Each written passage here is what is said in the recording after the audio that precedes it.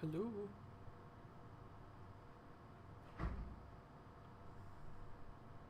God damn. It is registering. Oops. Wrong one. Yeah, it's just nothing.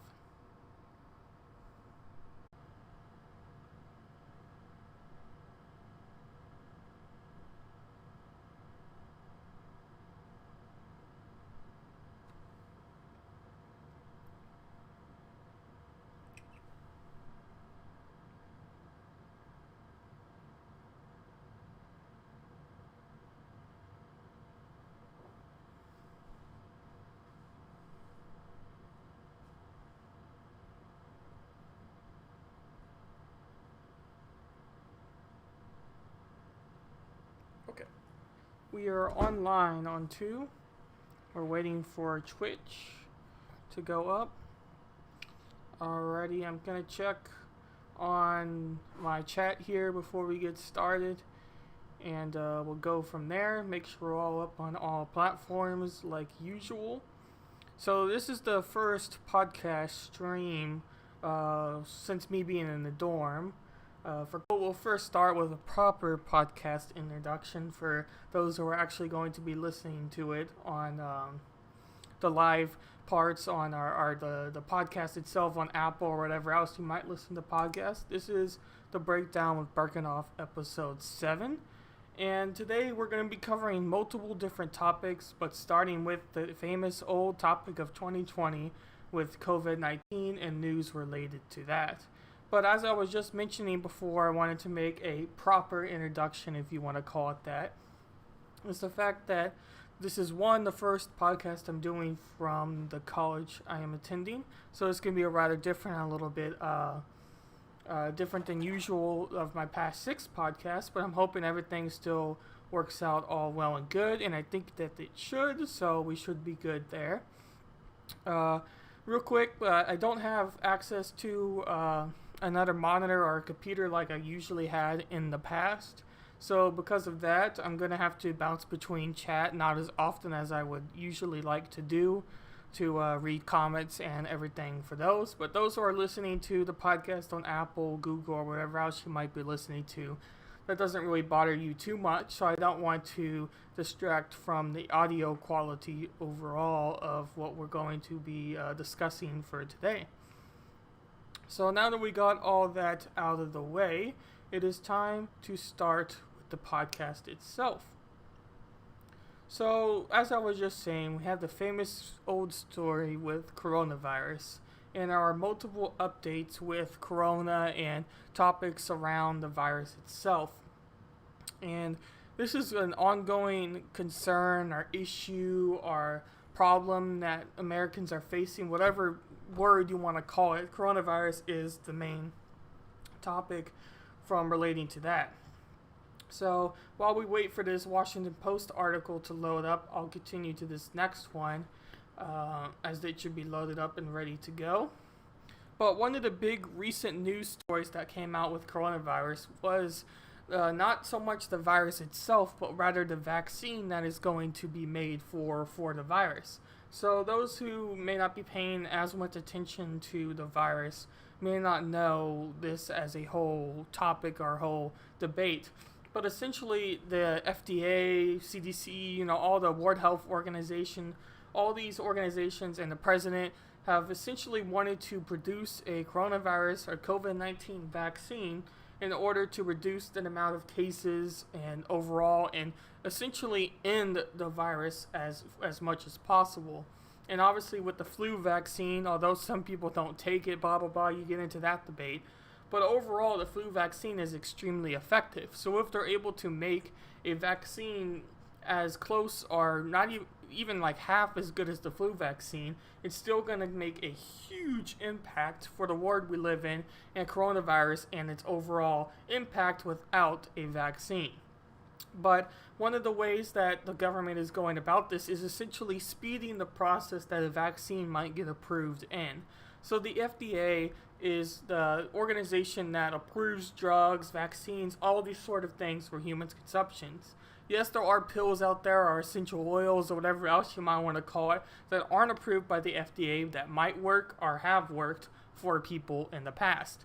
But when it gets the FDA stamp or the FDA's approval, it then gets a whole boost and really is a drug that starts to get recommended, or whatever else you might want to call it from there.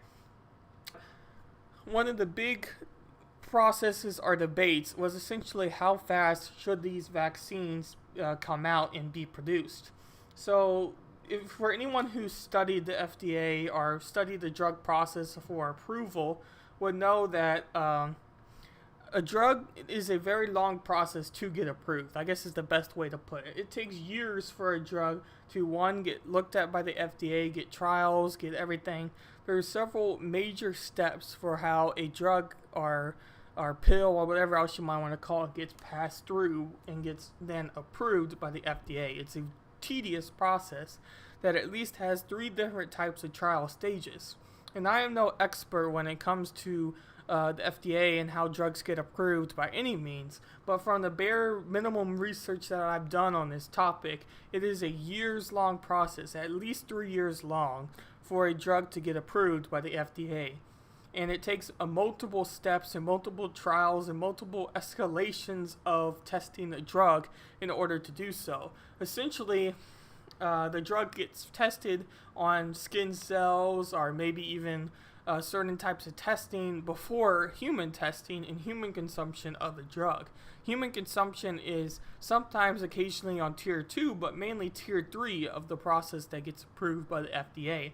And that is essentially proving that the drug can do what the people say it can do when it's already almost been proven through other means of testing.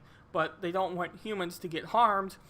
So that testing on the 3rd stage is a very long and the very last process to getting a drug approved. And obviously I may be missing some steps or maybe confuse something within that drug process. This is just going off of my memory. But essentially the process of approving a drug takes a long time, and the government is wanting to, for lack of the better words, rush a vaccine out into the market. And although this can be good for something like COVID-19 and reduce the amount of people that might get it, reduce the infection rate, and overall increase the herd immunity, which is something that gets a very large topic within coronavirus and within news. But, excuse me. But it's important to realize that COVID-19 and human testing has already begun in other countries, and there's been some very brief testing, and these are the articles I'm about to read for COVID-19, of a study that was doing human testing, and things weren't going how they expected. They occurred an unknown illness, something that they think might be related to the vaccine or the drug that they are trying to get passed for COVID-19 and a vaccine, and for relieving the amount of people that might get it. So this is by the Washington Post, and it states, human tests of a coronavirus vaccine being developed by AstraZeneca and the University of Oxford have been put on hold pending a review of safety triggered by a potentially unexpected illness, the company said in a statement on Tuesday. The news comes as President Trump continued to assert that his administration could provide. Alright, let me make sure we're still live on the platforms here. It looks like we got disconnected briefly. Alright, we look good on YouTube. Look good on DLive. And look good on Twitch. Alrighty, so sorry about that for those who are listening on later on, or even now for that matter. And I see your comment there, Laura Janus, and thank you, but I'll continue on reading from this article here by Stat. And this is the same sort of concept about the COVID-19 vaccine study put on hold. And this is by Rebecca Bobbins, sorry. A large phase 3 study testing of COVID-19 vaccine being developed by AstraZeneca and the University of Oxford at dozens of sites across the U.S. has been put on hold due to suspected serious adverse reaction in a participant in the United Kingdom. A spokesperson for AstraZeneca, a frontrunner in a race for a COVID-19 vaccine, said in a statement that the company's standard review triggered a pause to a vaccine to allow review of safety data.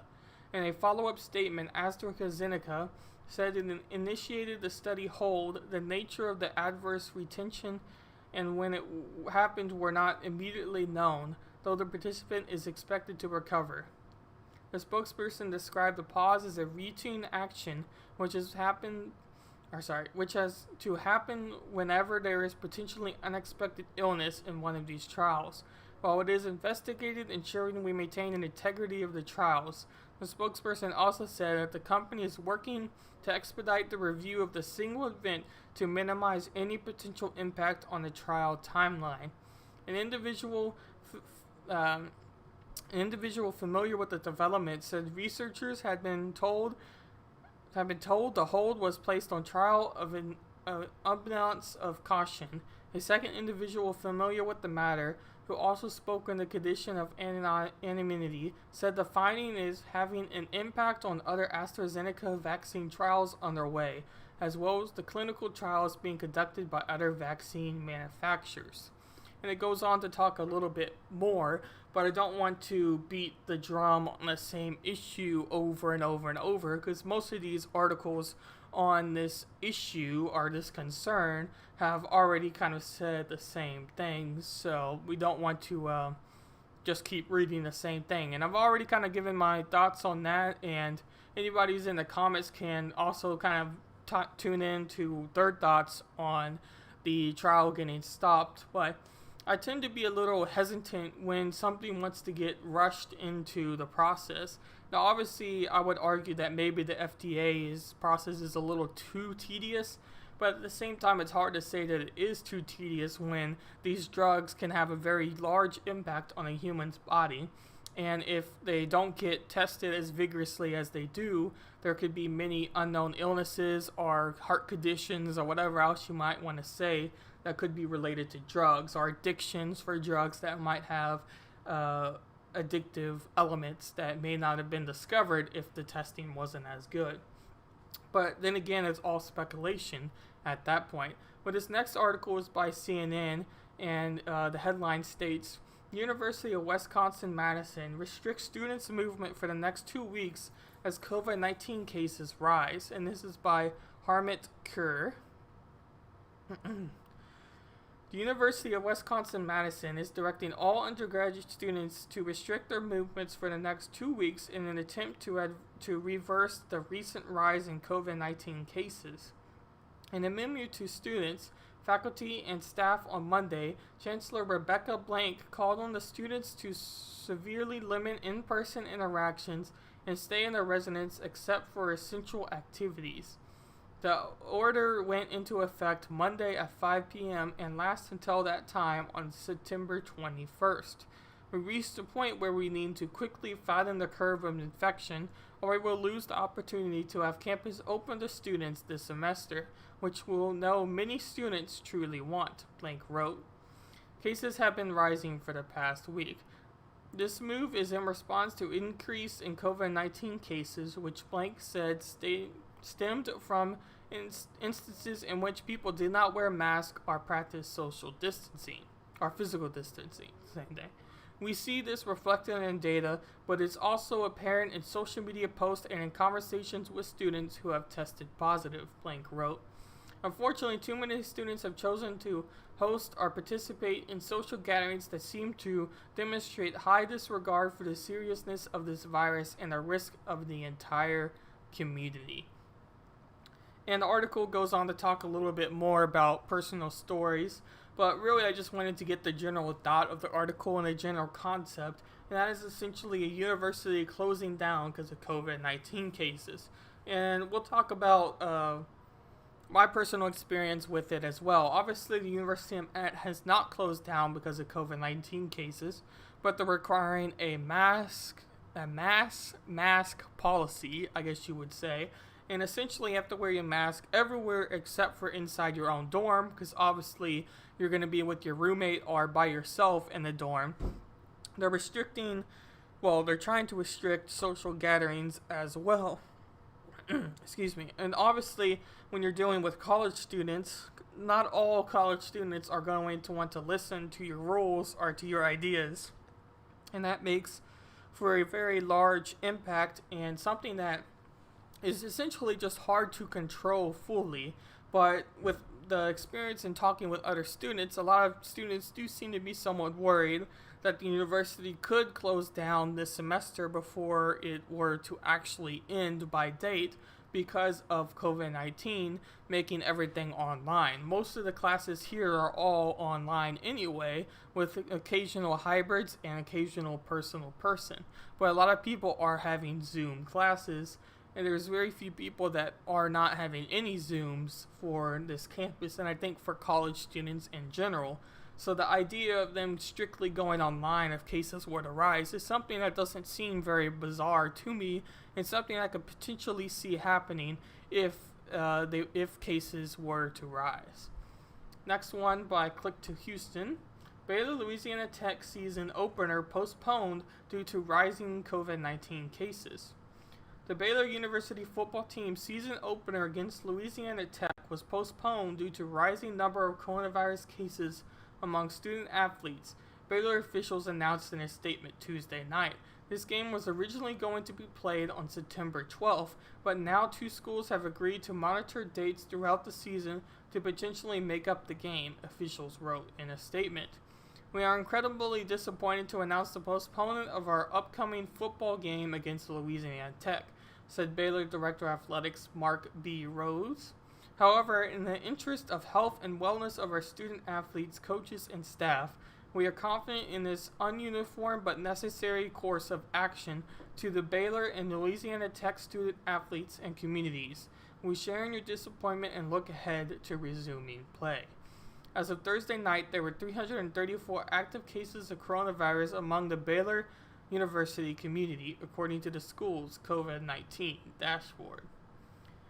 Now that was a college news, but a little bit about football and sports in general, and that is going to lead me directly into the next article about football, and we're going to start with Eric Trump's comments about football and what he thought for that. And Lar Jonas says on YouTube here, ban TikTok. And obviously Trump is wanting to do that already, so he might be one step ahead of me and one step ahead of you on that. So there we go. And then we'll continue on to this next topic here. Alrighty, and this is by Yahoo Sports and Jay Busby, and it states Eric Trump whips up outrage over protest ahead of NFL kickoff.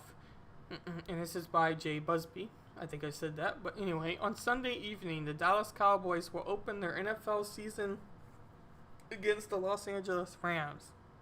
The two teams will play for 60 minutes of the game time, presumably scoring touchdowns and or field goals. Rams quarterback Jared Goff will try to justify his massive contract, while Dallas quarterback Dak Prescott will play his way into one. There will be pauses and runs. There will be tackles and bearing a tie. Someone will win and someone will lose. I lay out these obvious facts to remind you that this weekend's NFL game will not be their straight hours of protesting. No flags will be burned at midfield. No players will carry signs as they run their routes. There will be protests one way or another, and as the NBA showed us a couple weeks back, there's no guarantee that the games themselves will take place. There is almost certain they will, but when games kick off, you are able to watch the NFL. That's it. Watch the NFL. That is, if that's what you really want to do. Monday night, Eric Trump, son of the president, took to Twitter to respond to a Friday report that the Cowboys had gotten the green light from their team ownership to protest, according to defensive lineman Tyrone Crawford. The green light, Crawford said, gives the Cowboys room to feel however we were feeling, express how we were feeling, and say whatever we need to say. Also, just trying to find someone that's going to make a boom. It's not just going to be something people look at one time and kind of just swipe by like, oh, that's great, the Cowboys did that, then swipe by.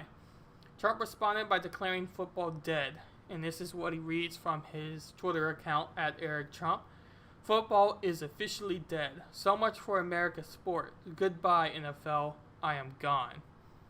And this was in a response to the Washington Examiner and their headline about greenlighting protests for the Cowboys.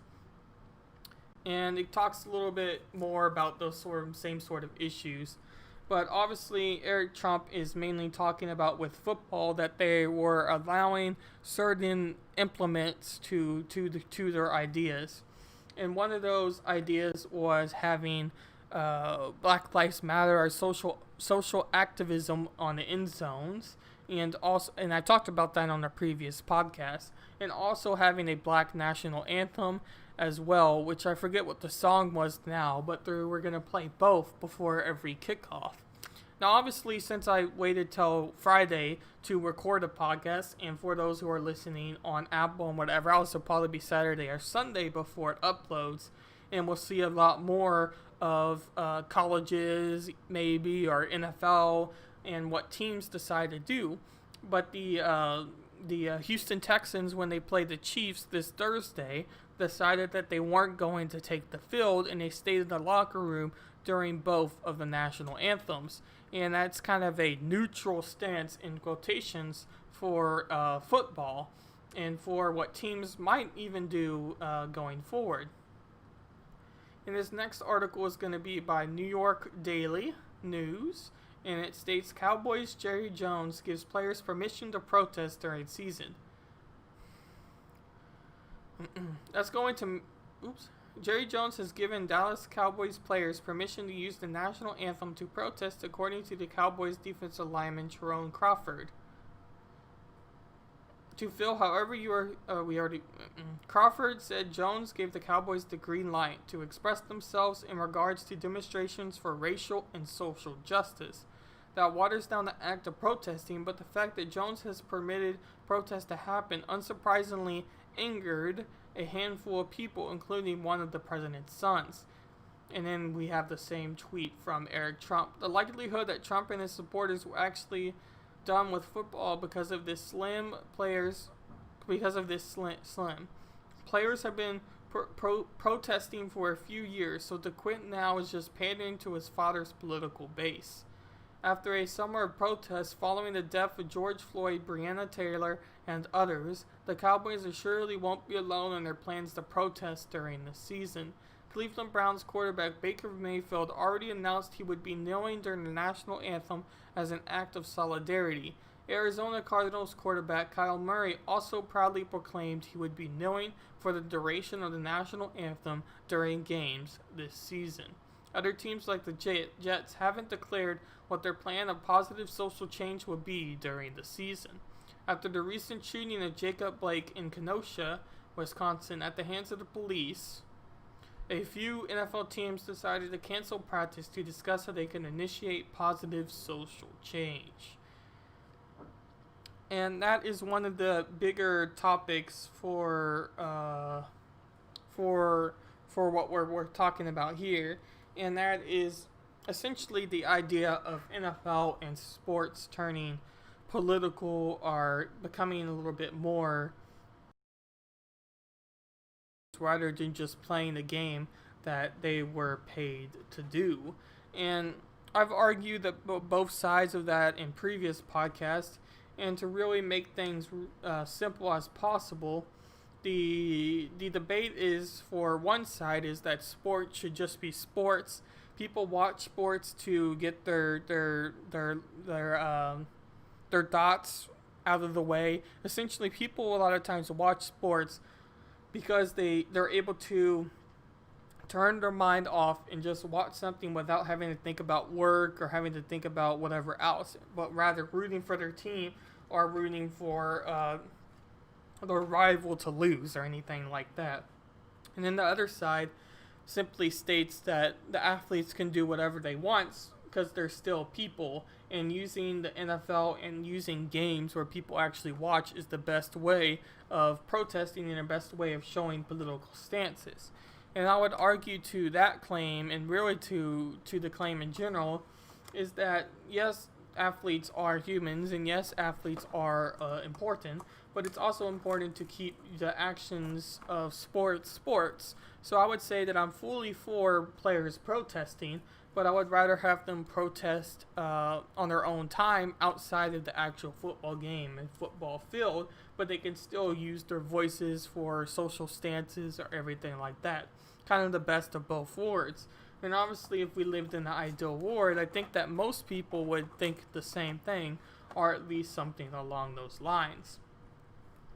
And this says, the NFL will join other sport leagues around the nation this season, and this is by NBS Sports, around the season and use their facilities and resources to promote social justice and condemn racism in America. In a conference call on Tuesday, NFL Commissioner Roger Goodell said the league will imprint end racism and it takes us all, the end zones to each stadium during the 2020 season. The NFL stands with the black community, the players, clubs, and fans confronting systemic racism, Goodell said. We will not relent in our work. However, the end zone designs are just one way the league will promote social justice this season. According to the Associated Press, the NFL will also allow similar vessels to be worn on players' helmets and as patches on team caps.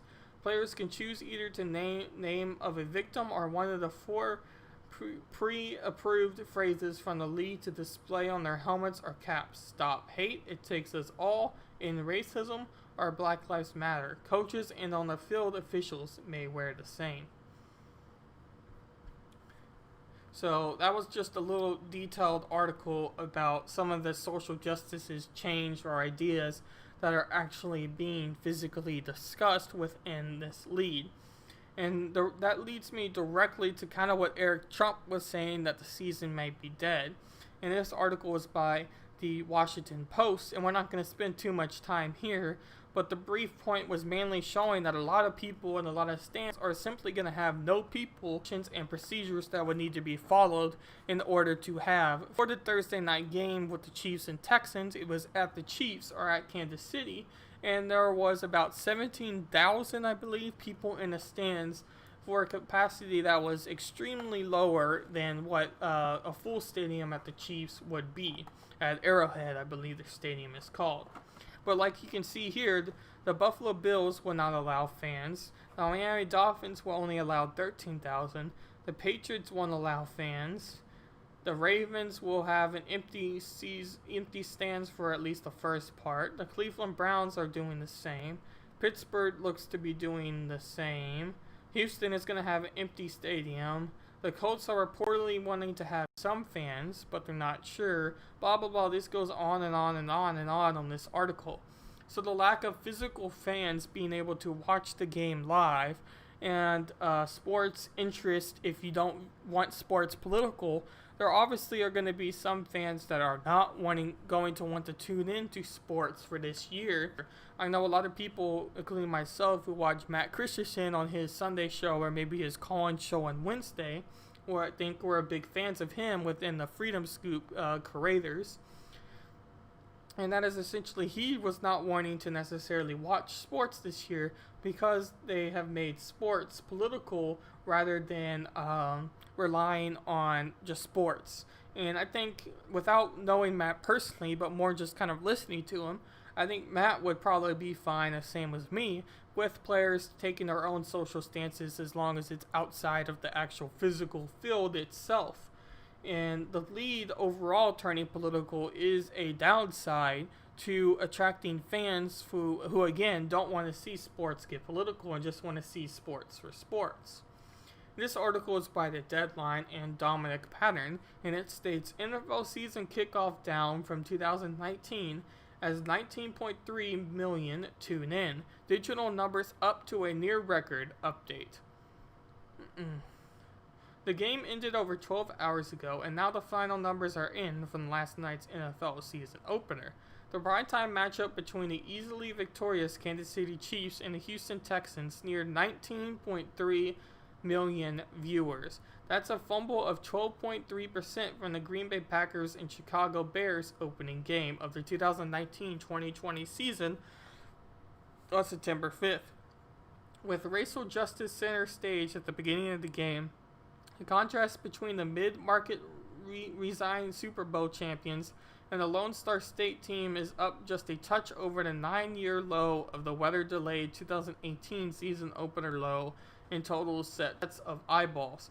And real quick, it's not that great to be a fan of the Houston Texans with Bill O'Brien, and God, he annoys me, that is for sure. But anyway, back on track.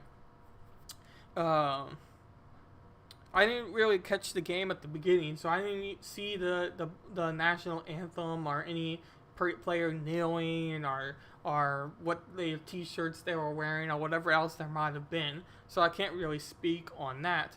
But if the numbers were to be the case and to show results from that game, the numbers of physical attendance from the TV were lower, but actual digital numbers through streaming were a little bit higher. So it could just be the contrast of people watching more on streams like YouTube Live or whatever else, rather than physically turning their TV or their channel to that station. But overall, I do think that NFL is going to see a loss of viewership, especially as the NBA is still going on and there's still some competitive leads with hockey, even though you could argue that hockey may not have that large of a population of viewers, but it's still distracting from the overall NFL's appetite or pie share they're gonna have for sports. And before we move into a couple of solo type of topics and then end with the last topic, I'll check on the comment section for everything real fast, make sure I haven't missed anything. Alright, we're looking good on DLive, and we're looking good on YouTube, and we're off on Twitch, so I'm going to make sure we get that back on live real quick. With it being the first podcast at the dorm, I'm trying to figure out exactly what time to do everything with having a roommate and all that. So connection issues and other things have been a slight problem, but I should have everything figured out within the next couple weeks so that we'll have a lot smoother of a podcast coming up. But as that gets connected, I'll bounce back to the article here so that we're not having too much gap within content. And this is by US Today. And this article states that, I'll just read it. Here we go. The Democratic Control House will vote on legalizing marijuana at the federal level for the first time in the chamber's history later this month. A hurdle of Democrats and advocates are celebrating as Congress grapples with the host of pressing issues before the November election. House Majority Leader Steny Hoyer, Democrat, said that the House would vote on the MORE Act during the week of September 21st. The measure, sponsored by Representative Jerry Nadler, Democrat, New York, would remove marijuana from the federal list of controlled substances and expunge some marijuana-related criminal records, though it would still be up to the states to pass their own regulations on the sale of marijuana. It's about time, Nadler told USA Today, calling it a historic vote, marking the beginning of the end for the federal government. 40-year, very misguided crusade against marijuana. Martina Perez, director of the House of Natural Affairs at the Drug Policy Alliance, a group advocating for the decriminalization of drugs, said the organization was thrilled, saying the bill would begin to repair some of the harms caused by the war on drugs in communities of color and low-income communities. This is where Ron would be interesting to have in the comment section now, because I know he's very big on stopping the drug wars, And from reading comments in the past, I do think this is one of the things he's talked about in the past. Not with the House voting, but with the decriminalization of marijuana, because a lot of the groups and advocates and what do you call them? The groups that are trying to show topics and trying to make people have thoughts and bring awareness to issues. That's a word. Bring awareness to the topics such as justice reform. Have talked about that a lot of criminals are kept in captivity, are kept for drug offenses for a lot of years when other crimes like I forget exact examples now, but other crimes that you would think would get more years don't, just because drugs are such a major issue. And they also bring up the point that just because drugs are illegal, there's still a lot of drugs within the prison system. So even the prison system and prisoners are still using drugs from within the system where there should be no drugs. So that's a rather bizarre topic and rather bizarre concern.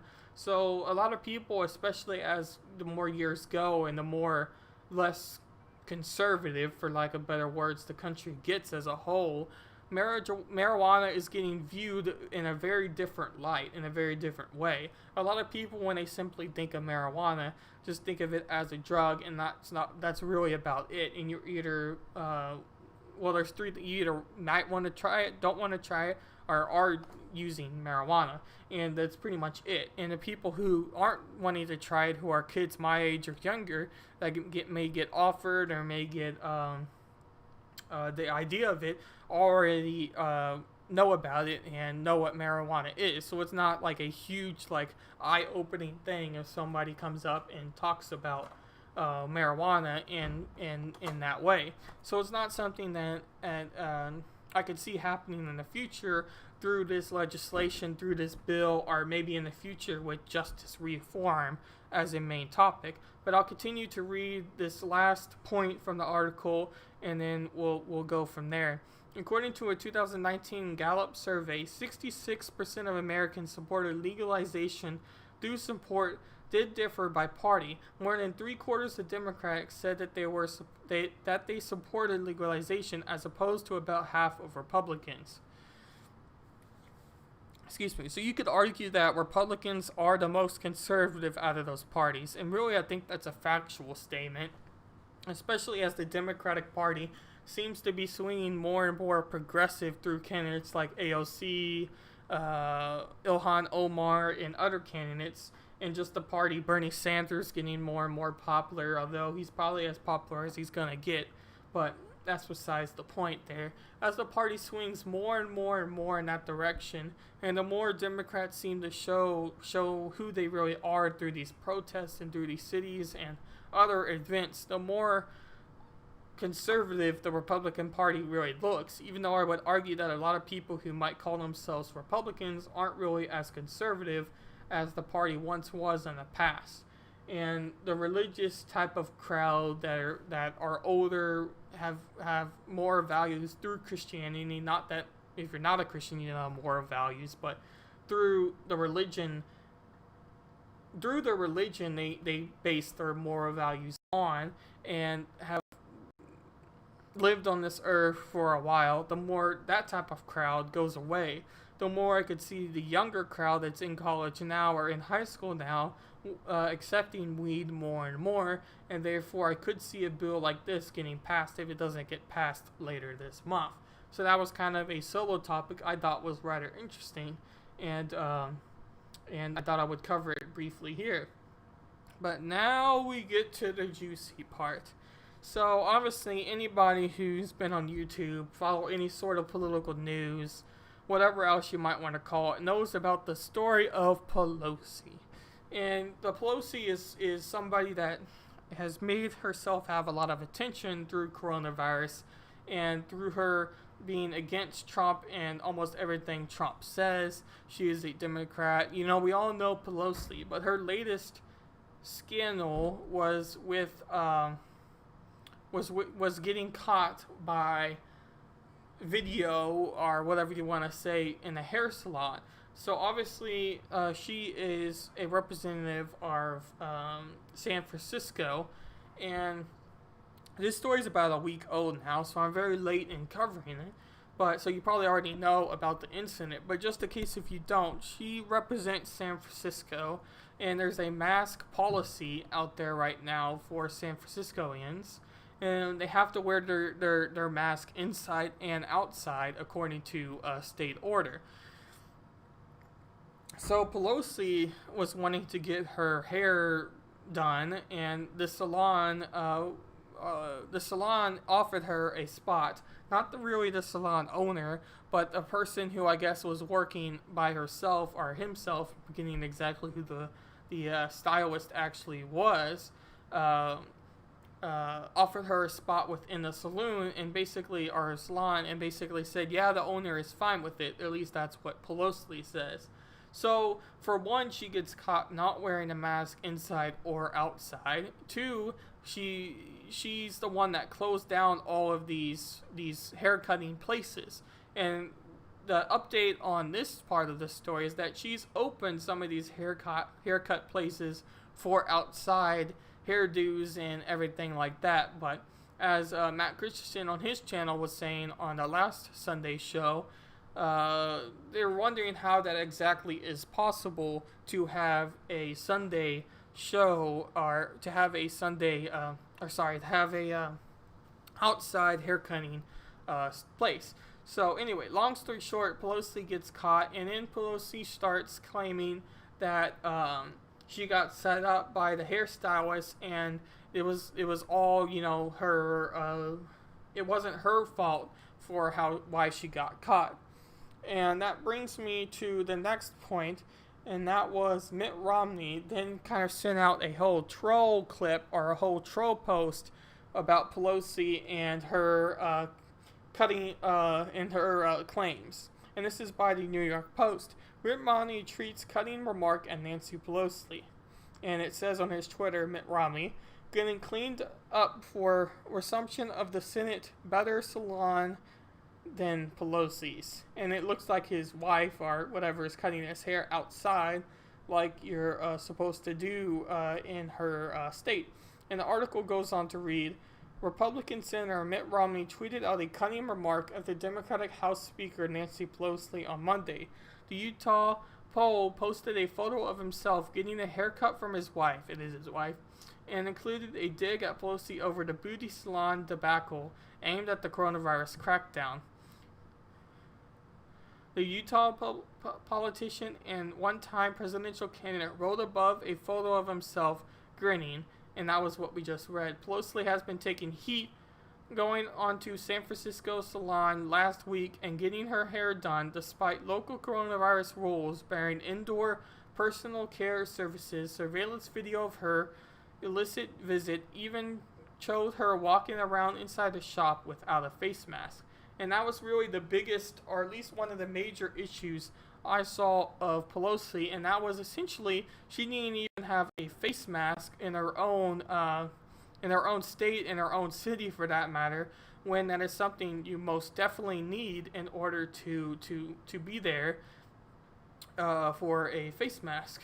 And real quick, I'm going to take a quick break, but I'll be right back, so don't leave too much yet.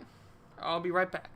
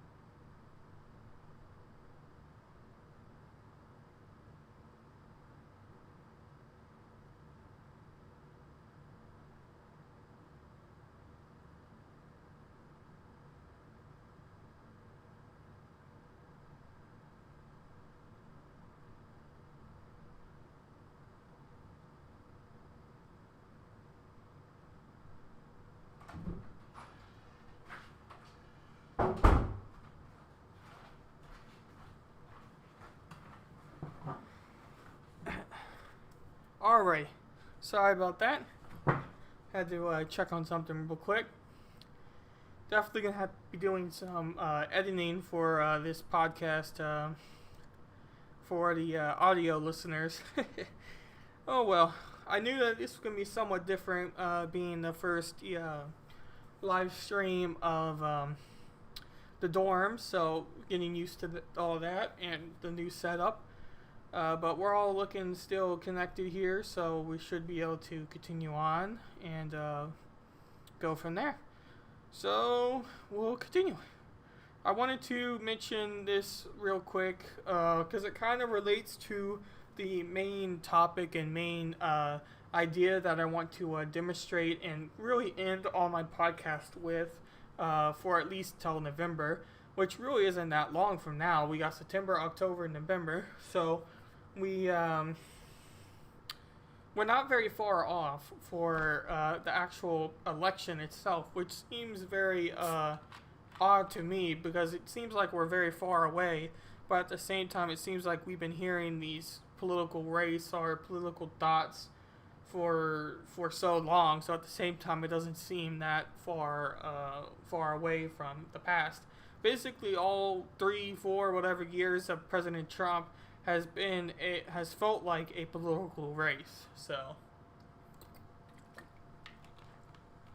and this article is by The Federalist. C-SPAN had so many Democrats calling in support for Trump that they had to change their protocol. C-SPAN changed their open phone line labels after an overwhelming number of Democratic viewers called on Wednesday night proclaiming their support for President Donald Trump in the upcoming election. I'm a long-term Democrat, born and raised. After watching tonight, I have made my mind. I am definitely going to vote for Donald Trump, said one of the many voters who dialed in before the Republican National Convention. C-SPAN's open phone lines were labeled as open Democrats, Republicans, and other. Viewers to call in to and share their opinions on air. After Trump's acceptance speech at the Republican National Convention, however, C-SPAN received the influx of callers who identified themselves as Democrat, but they said that they would be voting for Trump in November. Due to the increasing nature of these calls, the network adjusted their phone lines to encompass those who support Trump, support Biden, and support others. So many Democrats have called into C-SPAN, and this is by Andrew Clark for Twitter. C-SPAN supporting President Trump this week during the RNC 2020 that the C-SPAN literally changed their call-in structure tonight to make it more even. While polling about the effort of Trump's speech on voters, it's not out yet. Many of the callers who dialed in expressed their frustration with the Democratic Party as well as the Democratic National Convention. The DNC I turned off. They didn't name any policies, it was just a pricing. I'm voting for Trump, one caller stated. President Trump is fighting for Americans. I used to be a Democrat. I switched completely. I am now Republican, voting Republican all the way. No more Democrat for me, another said. And it goes on to talk a little bit more about what some callers said. But I thought that was rather interesting to talk about, as obviously you're going to have a little bit of a push if you do it right for after your convention. A lot of times for presidential candidates, they'll get a push in their polling after their convention. And for the DNC, I remember reading an article and hearing a little bit that Joe Biden did have a slight increase of numbers from the DNC, the Democratic National Convention. But Trump seems to be having a much bigger impact for his convention numbers, although if you believe polling numbers, he's still polling behind Joe Biden for the presidential race. So it's rather interesting to see which perspective or which idea is going to end up being right, because we all know that polls don't necessarily mean 100% truth when it comes to the election. So that brings me to the last topic, and that is polling and how Trump might win or how Joe Biden might win in the whole presidential race as itself. And before we jump next, I want to quickly mention that I'm still doing an RNC and DNC video, although by the time it gets released it is going to be way too late for the video. but I'm still going to release it just because I still think that some of the dots may be something you haven't heard of, or even if they are, I'm still going to release the video. But it's going to be over both the DNC and RNC a little bit, and just my general thoughts about the whole conventions as a whole. But I thought I would quickly mention that for my last podcast, give an update. But this article is by NBC News, and it states Trump narrows the battleground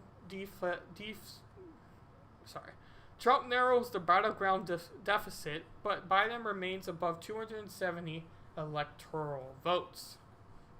And this is by Chuck Todd, Mark Murray, Karine Dan, and Melissa Holdsberg. Washington last month. We said that Joe Biden is leading a presidential race consistently by double digits nationally. It shouldn't be surprising to see him exceed 300 electoral voters in election projections. And now that some of those same national polls are more than 7 to 8 point range, it's not surprising that Biden lead is lower than 300 electoral votes. I can read, but higher than 270 needed to win.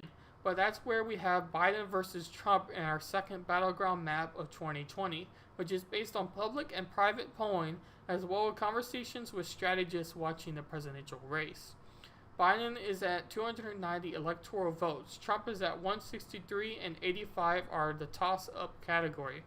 Our August battleground map was Biden 334, Trump 125, and a toss-up of 79.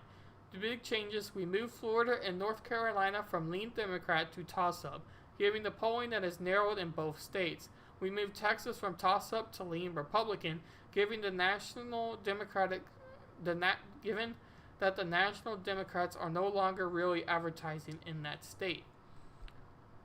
And then solid Democrat are California, Delaware, all those states that you would think are going to be towards Democrats, and then you have your states that are going to be solid Republican, like Alabama, Arkansas, and others. And then they talk a little bit about spending, that Biden has outspent Trump in Arizona, Florida, Michigan, North Carolina, Pennsylvania, and Wisconsin. So if the race is just about who has more money in those swing states, for those words, it would seem that Joe Biden does have the forefront and the lead on President Trump. And this article is by 538, and it states a big chunk of white Americans with degrees and people of color are behind Trump. So real quick before I dive into the article itself, if we are just headline readers, that a lot of people are, they just look at the headline and go from there. If he has white support, which I think in general President Trump does have, because if you go by stereotypes, white people vote Republican, black people vote Democrat. That's just a full-on stereotype for what has happened in the past. And obviously stereotypes aren't always true, but they tend to have a sense of truth to them. So if President Trump does have white support and then does have people of color behind him, as usually Joe Biden's kind of major claim is that he has black voter support, but through some of his fumbles of language and other events, it seems like Joe Biden may be losing support within even the black community a little bit. And that could be huge because a lot of times Democrats are wanting to seem like they are on the side of black rights and in that way. And this article begins with, the overarching story of the recent American election is that 1. Voters of color who have long been Democrat-leaning are going a share of electorate. 2. White voters with college degrees are increasingly shifting to Democrats. And 3. White voters without degrees are aligning more with the GOP, but those trends, because they got so much focus, can wrap our understanding of the electorate as it exists right now. Demographics are not yet destiny in American elections. Millions of people don't align with the party, the race, and ethnicity our education would predict. Case in point, in 2016, more than a third of President Trump's supporters nationally came from non-Hispanic white Americans with college degrees, 26%, and Asian, Black, and Hispanic voters at 12%. According to Pew Research Center data, on the flip side, about a quarter of Hillary Clinton's supporters were non-Hispanic white Americans without degrees. white Americans without degrees aren't as likely to vote for Trump as in 2016, according to polls, which partly explains why Biden leads in national polls in key states like Pennsylvania, but a big reason Trump could still win the Electoral College, despite the poor marks Americans gave him for handling of COVID-19 and his job performance overall, is that black, Hispanic, and college-educated white voters who backed him in 2016 are likely still with him, particularly in key swing states. And one of the swing states mentioned was Pennsylvania, and if you are to believe Ben Shapiro or any person that's kind of in that category, Ben Shapiro seems to be a firm believer that Pennsylvania is going to be a Trump state because of Joe Biden and Kamala Harris's claims for fracking, because a large part of their job and their economy in Pennsylvania comes from the oil industry and fracking. So with Kamala being basically against fracking overall, like 100% against fracking, and Biden's stance kind of fluctuating between we need to reduce it to being fully against it, that is a very good way for Biden to lose a state like Pennsylvania, which is a key swing state. And obviously this 538 article goes in a lot more depth than I want to read here. You can make a whole video just on a 538 article and analysis. That's why I love to use them in my videos and their polling and all their figures, as they were the most right in 2016, and that is obviously in quotations, as nobody really predicted Trump to win. This next article is by CNN, and it simply talks about two of the ads that got released by the candidates, one being obviously a Trump ad, and the second being a Joe Biden ad, and it says that they fact-checked it. And real quick, fact-checking is an interesting concept that has come up. You even have fact-checking articles, or not really articles, but fact-checking sites out there now, where you can read and you can have analysis with for the future. This article, again by CNN, compares two ads, and we'll read a little bit on those. With less than 2 months to go before election, both the Trump and Biden campaigns debuted new ads tied to Labor Day holiday. The Biden campaign is launching two ads in battleground states, one that focuses on easing social tension in the U.S., and another attacking the administration on Social Security funding. President Donald Trump campaign ad pushes the idea that the worst parts of the pandemic are behind us. It focuses on vaccine process and job creation while grinding past remaining issues like school reopening that continue the high level of cases and the 11.5 million jobs still lost in a pandemic, Social Security. In one of his ads, Biden says that Trump is proposing to eliminate a tax that pays for almost half of the Social Security without any way of making up for the lost revenue. Biden is referring to Trump's comments over the payroll tax, which according to the Social Security Administration accounted for 89% of Social Security income in 2019. And it says, facts first. While it's true that Trump has suggested doing away with the payroll tax, his comments have been confusing. He has said he would forgive any derived payroll tax and would also that he would completely eliminate the tax. Trump has suggested that economic growth would cover the cost of eliminating the tax, which is highly doubtful. On August 8th, Trump, in an executive action to allow employers to temporarily suspend certain employees' payroll tax, which is 6.2% of their wages. It also left open a possibility of forgiving the deferred tax down the road. As CNN has reported, many business leaders have argued against Trump's push to defer payroll taxes, arguing that the workers could end up owing more taxes if implemented. And then it talks a little bit about more of another issue that got brought up within ads. And the reason I kind of wanted to read that is, one, I wanted to mention fact-checking. And obviously it's very important to make sure where you're reading the fact-checking is a valid source. And obviously you could argue that CNN is biased, and so is Fox News, and so is MSNBC, and so is NBC. All of these mass media news networks are biased in some sort of way. So it's very important that we realize that and we take that into account. one of the major stances I've always got from teachers and really my own thoughts in a way was that you need to make sure you're careful about where you're taking your sources from and where you're taking your sources as, and what information you then choose to take with you. Obviously, if you read a CNN article, you are getting the left perspective of the issue, rather than if you read a Fox News article, you are getting the right perspective of the issue. And it's very important to realize that, because most often, as I've always said on this podcast, the middle of the CNN and Fox article is the mostly right, and the perspective that you probably should go away taking. And this last article on this issue is by the NBC News and Mark Murphy, and it states, poll, Trump and Biden are tied in battleground of Florida. And there's always been a debate that if you win Florida, you win the election. I've always kind of heard that.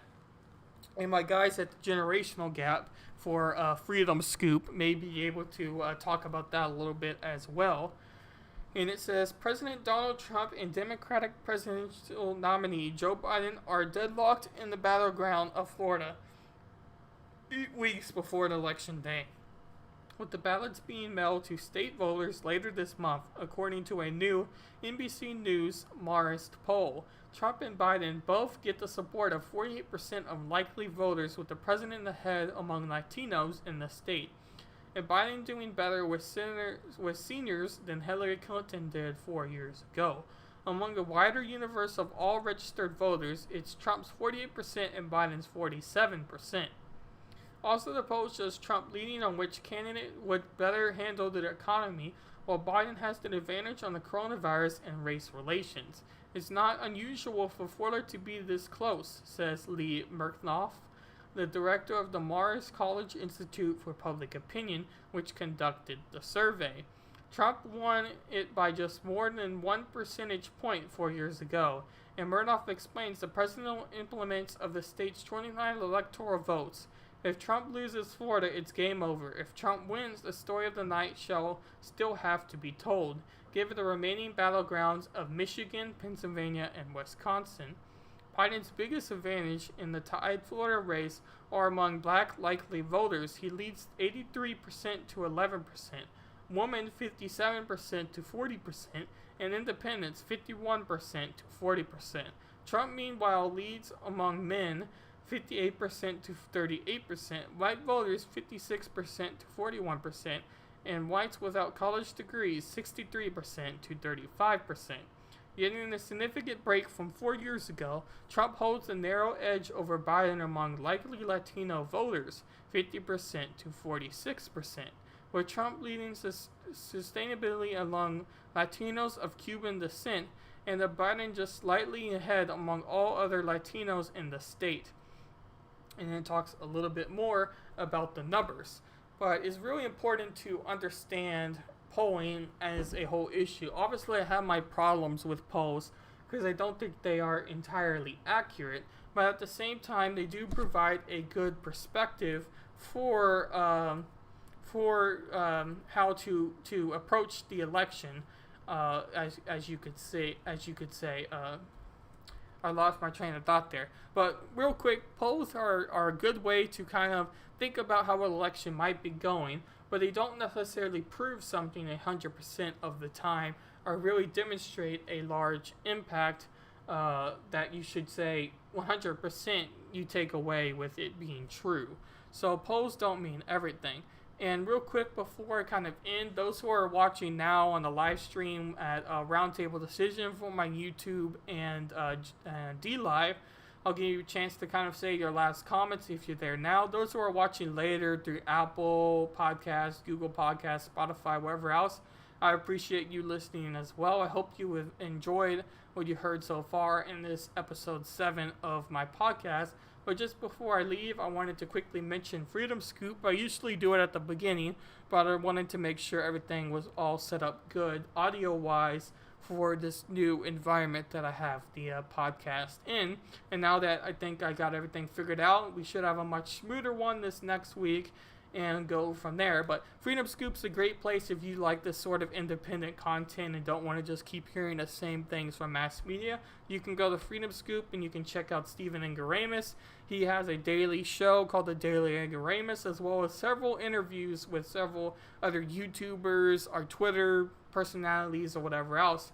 You also have Jay Edgar, and he also has a daily morning show.